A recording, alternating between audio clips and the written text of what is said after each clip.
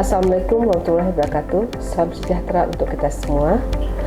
Perkenalkan, saya Dr. Radiah Zakaria, SSI MSc, sebagai dosen tetap pada Prodi Kesehatan Masyarakat Universitas Muhammadiyah Aceh.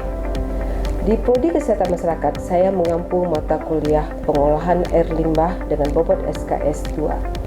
Sasaran mata kuliah ini adalah mahasiswa semester 5 peminatan kesehatan lingkungan atau KESLIN.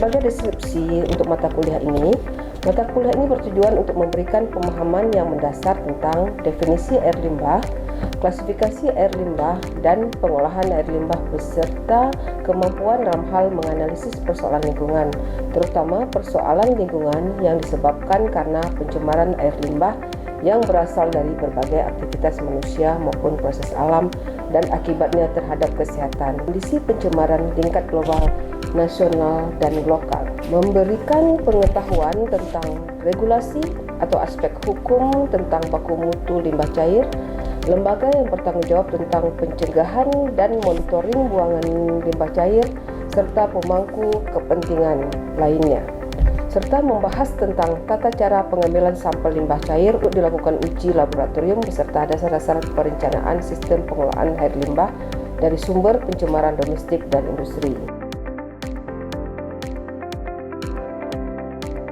Sebagai metode pembelajaran untuk mata kuliah ini dilakukan secara luring atau tatap muka dengan metode brainstorming, diskusi, scaffolding, dan penugasan khusus kepada mahasiswa berupa penugasan mandiri dan juga penugasan kelompok.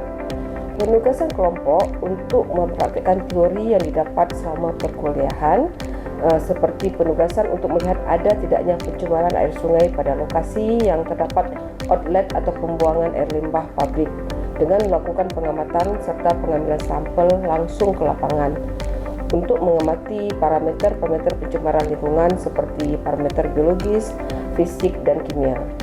Hasil penugasan ditulis dalam bentuk laporan, temuan dipresentasikan dan didiskusikan di depan kelas. Capaian pembelajaran untuk MK ini, pertama, mahasiswa mampu bekerja sama dan memiliki kepekaan sosial serta kepedulian terhadap masyarakat dan lingkungan.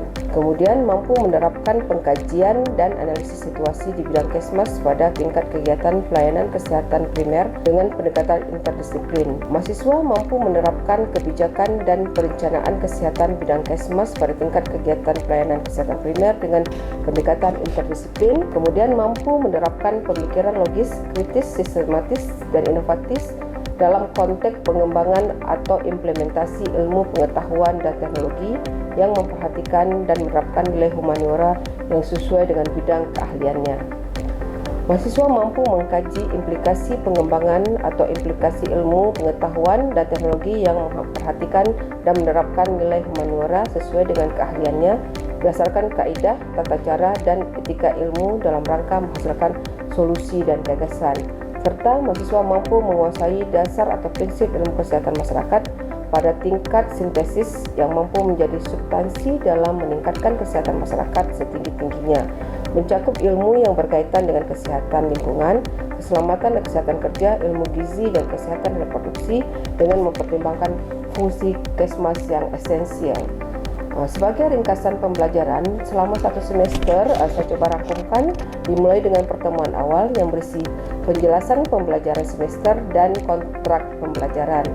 Keduanya, bagian kedua, peranan air limbah dalam kehidupan serta tujuan pembuangan air limbah.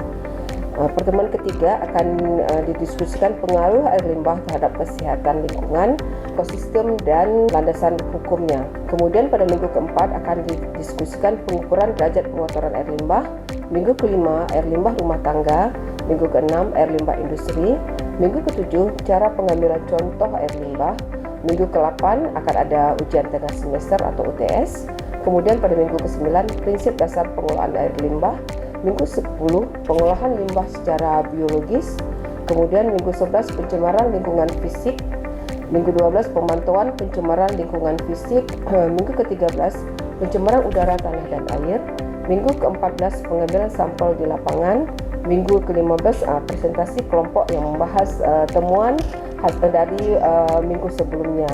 Kemudian diakhiri dengan pada minggu ke-16 yaitu ujian tengah semester.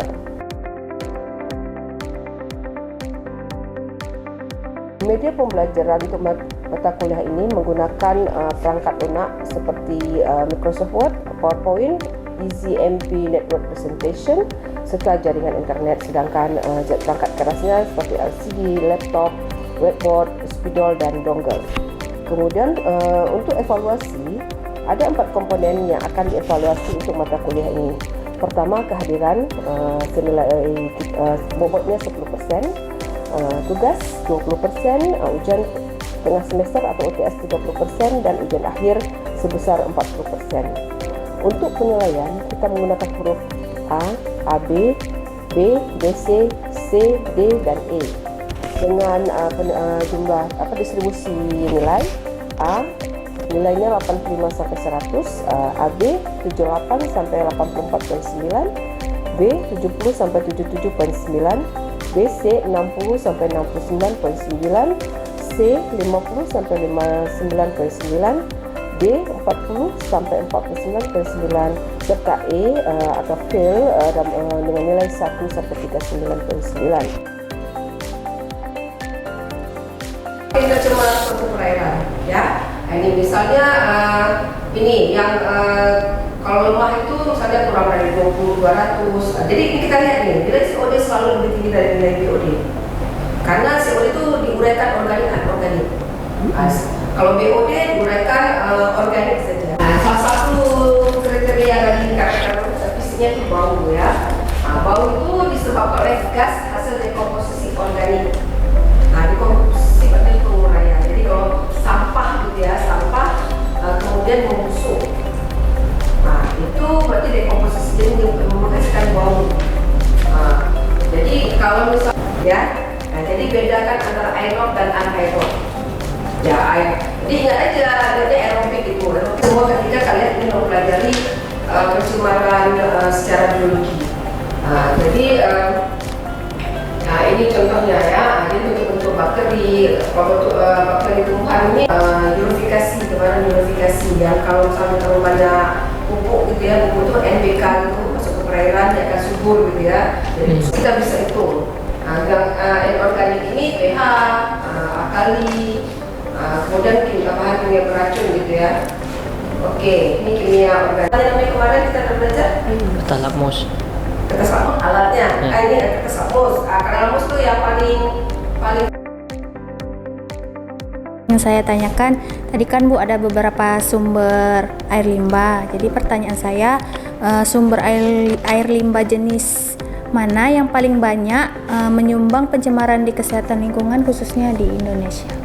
Oke, nah tadi sumber limbah itu macam-macam tadi kan. Sumber pencemaran terbesar adalah industri.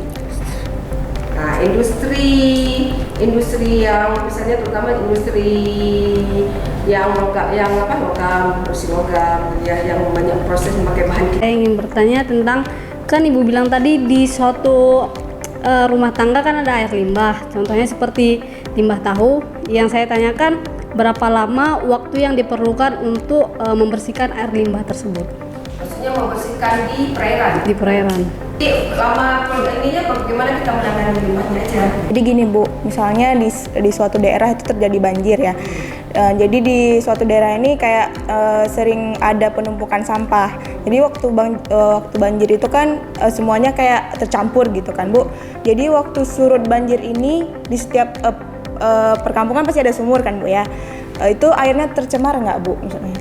Kalau memang tercemar dia pulihnya ini berapa hari ke depan gitu Bu? Misalnya banjir hujan gitu ya, kemudian air surut gitu sebentar aja, itu nggak terlalu berpengaruh.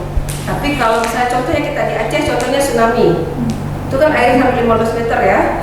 Jadi kan dia akan berpengaruh ke air tanah. Jadi semua itu pakai air tanah kan. Lama recovery-nya kalau prosesnya begitu karena memang bencana gitu ya. Kalau misalnya cuma berapa menit air itu dia tidak ada terlalu terpengaruh ke air tanah gitu ya. Nanti kita akan pelajari berapa jarak yang umum antara sumber air dengan misalnya septic tank.